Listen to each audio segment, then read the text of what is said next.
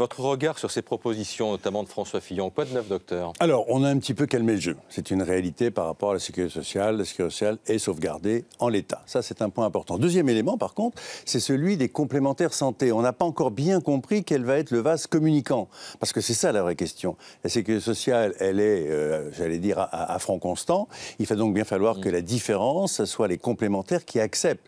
C'est la variable d'ajustement, non seulement pour la complémentaire santé, mais également pour les salariés. Parce que c'est eux qui verront chaque année revue la partie de la complémentaire santé. Et puis, dernier élément important, j'allais dire, c'est cette prise en charge à 100%.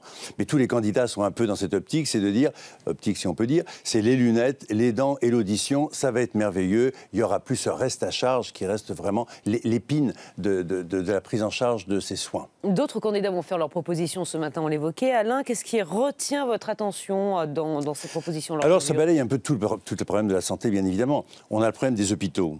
Marine Le Pen, par exemple, elle dit « Moi, je garde des hôpitaux de proximité », alors que les autres veulent concentrer les hôpitaux. Ça, c'est un élément relativement important. Ensuite, vous avez le problème de la prévention. La prévention, c'est ça, la vraie solution. Mais le problème de la prévention, c'est que ça coûte cher et que les résultats, c'est dans 10, 15, 20 ans. Ce n'est pas la demi-vie d'un politique. Et donc ça, c'est un élément extrêmement important. Et puis, l'autre point important, c'est comment on va résoudre ce problème des déserts médicaux. Alors là, il y a des idées intéressantes et originales, je ne sais pas si elles sont applicables, mais par exemple, Hamon dit, lui, eh bien, c'est pas compliqué.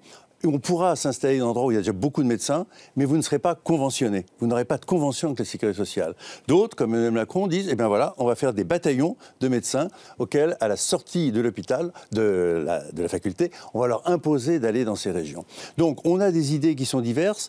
La vraie problématique, et c'est ça qu'il faut attendre et qu'on n'a pas pour l'instant, c'est le financement et combien ça coûte.